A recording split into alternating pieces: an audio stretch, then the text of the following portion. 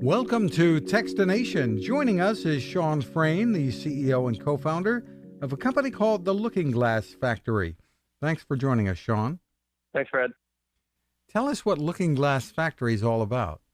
So we've been building the next generation of interfaces that come after the 2D computers and the phones in our pockets and the monitors that we all look at all day long. To us and the team, that next generation of interfaces is a holographic interface.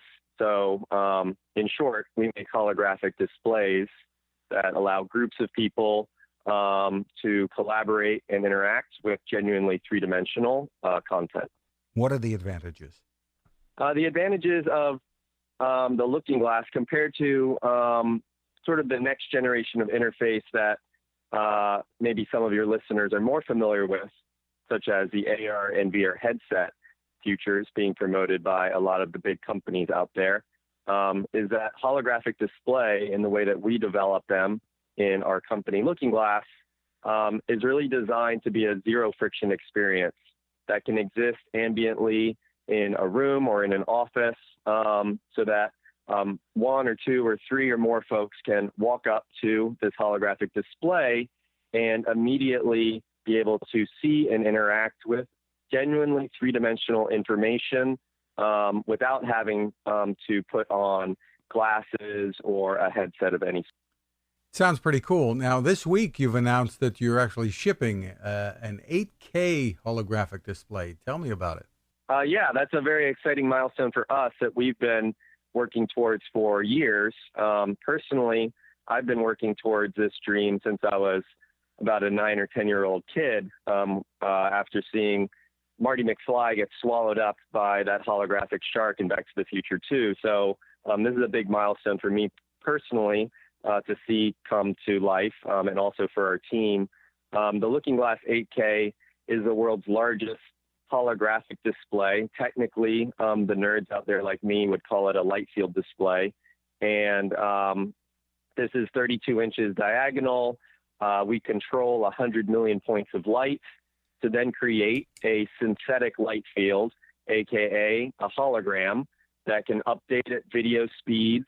The end result being essentially you have this thing in your office or laboratory, and it acts as a holographic window connecting either parts of the world together or our world with this unseen 3D digital space and all the 3D content that exists there.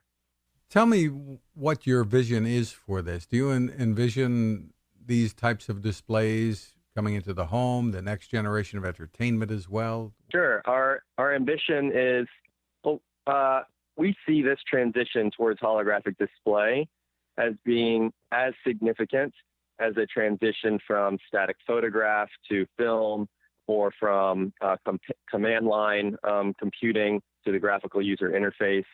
And so we really take this responsibility seriously. And so we think it's going to be a standard in everybody's lives over the coming years. It started with developers last year, building the first generation of applications on this new platform and with this new technology. It's moved this year into enterprises such as holographic mapping, or we actually just announced last week integration with company software. The company is Schrödinger, and they fuel all of the drug discovery at the big pharma companies. So now someone can plug a Looking Glass into a workstation at one of those companies that's developing the next generation of treatments and have a holographic display augmenting and accelerating their workflows. But eventually, our ambition is for it to transition to a third phase from strictly enterprise and developers to also include general consumers. And for that step, it's not entirely clear what that's going to involve, but given the state of the world right now, it's probably going to have to do with something along the lines of allowing folks to connect more readily across vast distances without having to be physically present with one another. What are the biggest challenges? I mean, you've created a 32-inch display. which, by home entertainment standards isn't a big screen at all. Mm-hmm. What are the challenges that you have to overcome here?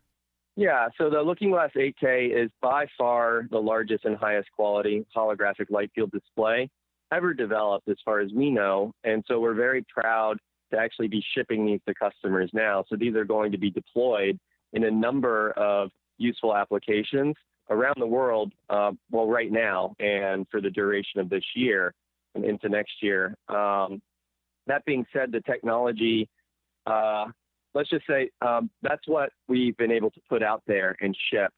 There's a lot going on behind the scenes that is equally as exciting. And on the issue of scale, which I think you're getting to in terms of the size of holographic displays like the Looking Glass, there is no physical limitation to how large those systems can go. There is a limit in terms of commercially available computing power that can, in the case of the Looking Glass 8K, we're recalculating a full light field composed of 100 million points of light and the directionality of all of those points of light every 60th of a second. And that really pushes up to the edge of generally commercially available computing systems right now that plug into this type of display. That being said, that whole train is moving real fast, as we all know. So there is a future not far away where there are larger holographic windows that connect our world with this unseen 3D digital world, right around the corner. Not launched yet, but there is no physical limitation to the size of the Looking Glass. What other sizes are you making? And tell us what the price range is like. We know that when technology is new, just arriving, it's always pretty pricey. Well, we've tried to make a good spectrum for a number of different folks. So we have two desktop units of the Looking Glass. These are 8.9 inch and 15.6 inch. So, similar to the size of a large book on the smallest scale. And then if you could imagine extruding out a laptop screen for the 15.6 inch, that's about the scale you're talking about there. So those are really designed to be used on the desk in conjunction with whatever computer, whether that be a laptop or what have you, in your daily workflows. The Looking Glass 8K, and so those systems run starting at $600 up to $3,000 for the desktop units. For the Looking Glass 8K, that's really designed to be used in an office or in a laboratory or in a hospital. A lot of these areas where you're dealing with complex 3D information and someone needs to make a very mission critical or life critical decision around that information. That's where we're seeing the first real benefits of the Looking Glass 8K. For that system, really depends on the configuration. So folks can write us at info@lookingglassfactory.com, and we can get folks a quote depending on what configuration they're interested in. And is that the biggest market for you today, medicine? Drug discovery is ramping up, and we're doing a lot in basically any of these areas like holographic mapping, where you need to visualize a point cloud, which is very complex and difficult to do on a 2D screen, or where you're visualizing CT or MRI scans in the 3D medical visualization fields. Those are all areas where we're seeing a lot of pull. That being said, I imagine a lot of your listeners are not in those fields. So I do want to say that our playbook is similar to the playbook of the emergence of desktop computing some decades ago.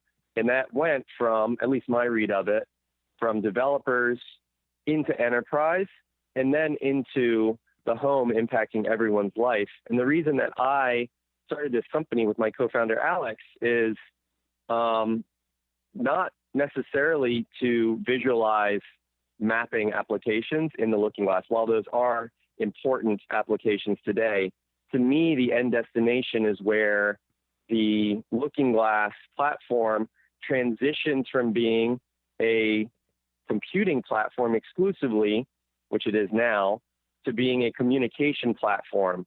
I mean, I used to travel around constantly between Hong Kong and Brooklyn, where our home base is, and it was always on my mind how I could connect better with my family across these vast distances. So to me, the goal ultimately is for the Looking Glass to be a way that allows us to connect with one another in a variety of ways, despite the physical separation that we might have between us.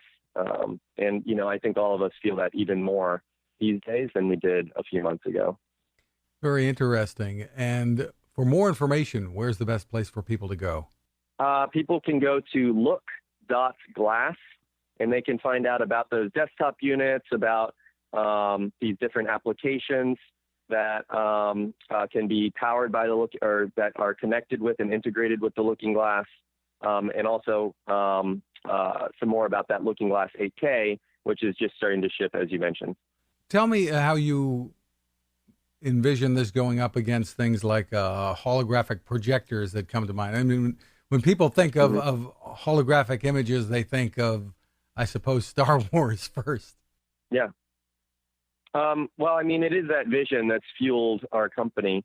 So there's the Star Wars sort of R2-D2 beaming a light field into free space. There are physical limitations that prevent that exact version of the holographic future being realizable. You can't freeze light in free space.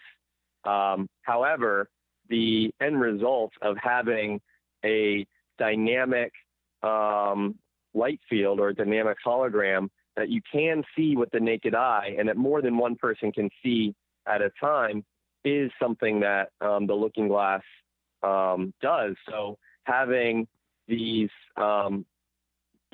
holographic windows essentially that are connecting different parts of the world and our world to different types of 3D information and 3D environments is something that isn't 5 or 10 or 20 years in the future. That is really here today. I wish I could invite your listeners in to see the Looking Glass in our office in Brooklyn.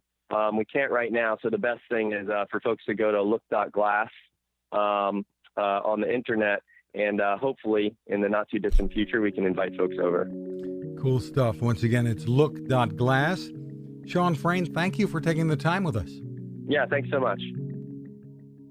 Now this. How many companies out there have continued to innovate when it comes to building a better radio?